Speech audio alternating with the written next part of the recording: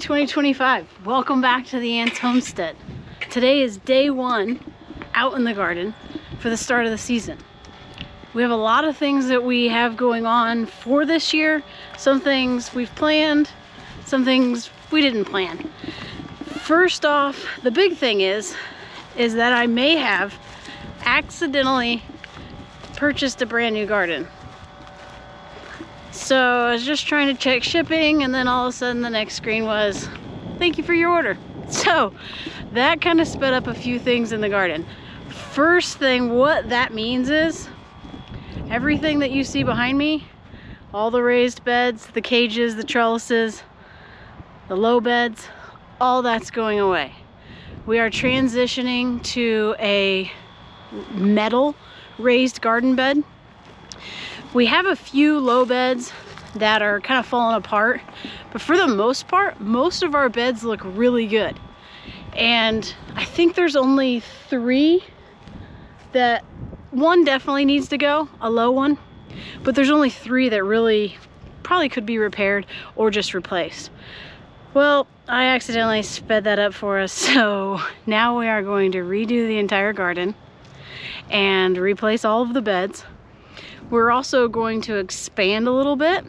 We're going to add a fruit row to the front towards the house. This area that I'm standing in right now is going to be scraped off, and then beds will be put here. Yeah, so welcome back to the Ants Homestead. I'm Ness. I'm ready for a great gardening season.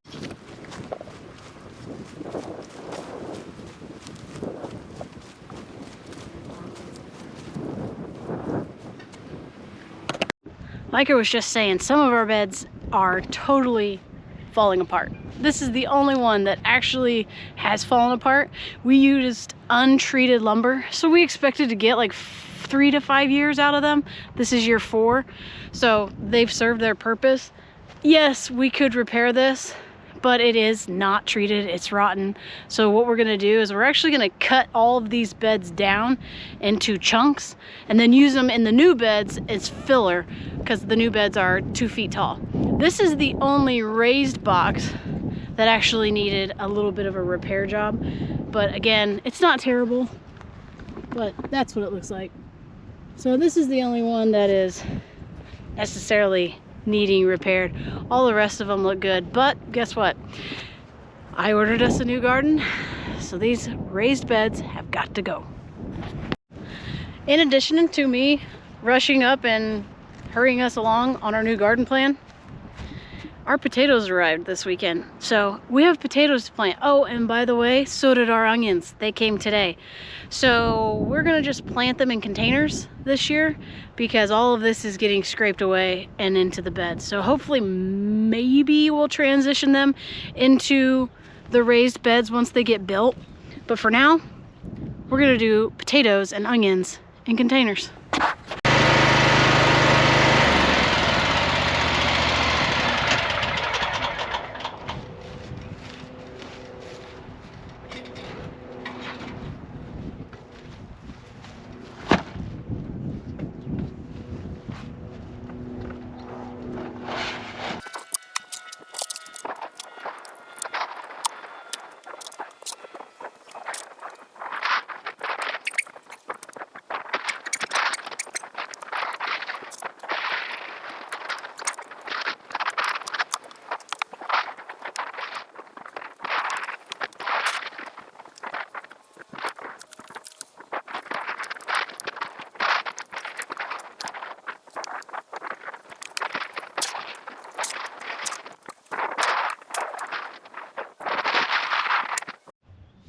We are now ready to start planting. I have the pile of organic compost. We had some rain over the weekend, so we just covered it with a tarp. It's also sitting on a tarp so that weeds don't start to grow into it. We have our 16-gallon buckets. What we're gonna do with this is it has lines on it to help you. We're going to fill dirt up to this level, okay? Which is probably about 6 to 8 inches, probably 8 inches. Dirt's gonna go to this level. Then in this size of bucket, which is probably about 2 feet in diameter, I'm going to put 5 and then 1 in the middle. So 6 total seed potatoes in this bucket. Then I will fill that, they're gonna be right there. I will fill this bucket to this next line with compost. Once the potatoes start to sprout and the green leafy part of the plant gets above the ridge of the bucket, I will come through again and put more dirt on top of that. That just gives that entire growing space for potatoes. And here is we're doing Purple Viking, and these are from Wood Prairie Farms. They are organic potato seeds, and they look just like potatoes that you get at home in the garden or in the grocery store. And potatoes, they have a top and they have a bottom. You want to look for that root. I don't know if you can see that. That right there, that's the bottom, the butt of a potato. So you face that down. We're gonna do 5 around and then 1 in the middle. So let's get these things filled up. I want to definitely do the 8 big buckets like this, and then I have 3 I think those are like 12 gallons. And then if I have to go to, I'll go to these little guys where we'll put like 2 seed potatoes in, but I really want to save these for onions. So I'm just going to start with the bigger guys and then see where we go.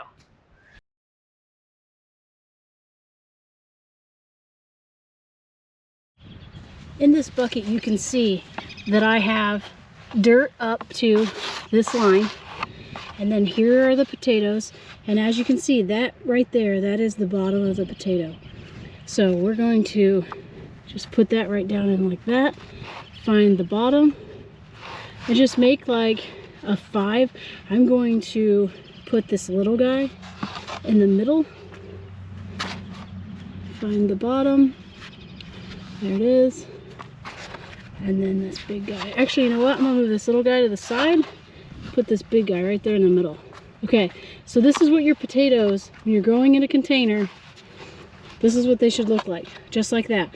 Now we're gonna take dirt and we're gonna fill up dirt to about right here.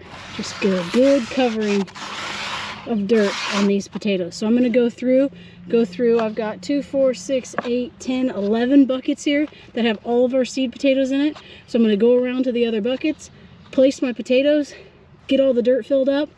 We're done with potatoes.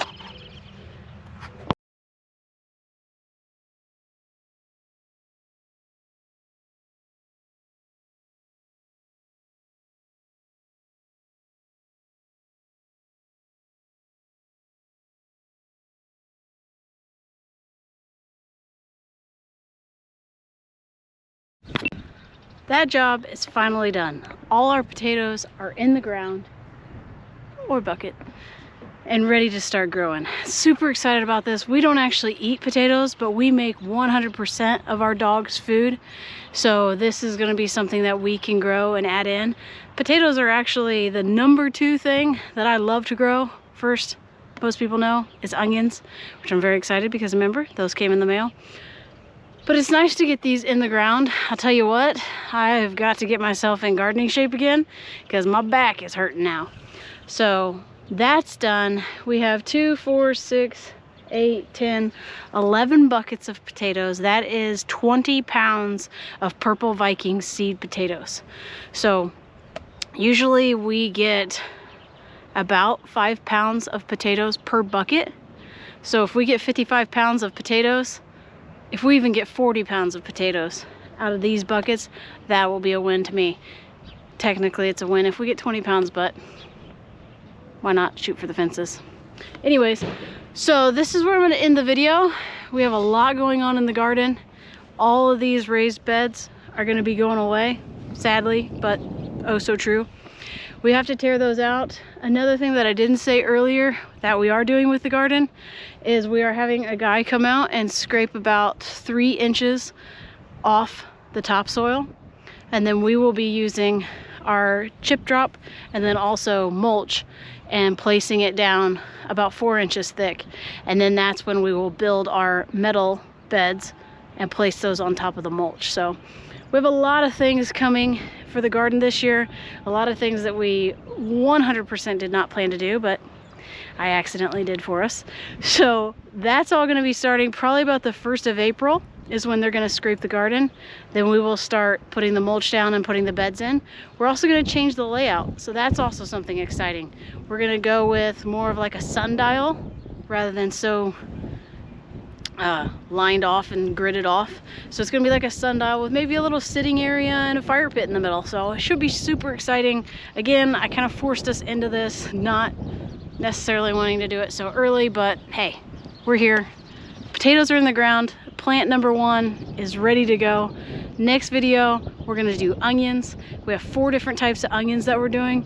And then I'll actually do a little reel of how we're gonna break those apart. And we do the big onions, the little onions, and then what you do to prep those onions to get them in the ground. So welcome back to the 2025 garden season at the Ants Homestead. I'm Ness. Thanks for joining us. We'll see you next time.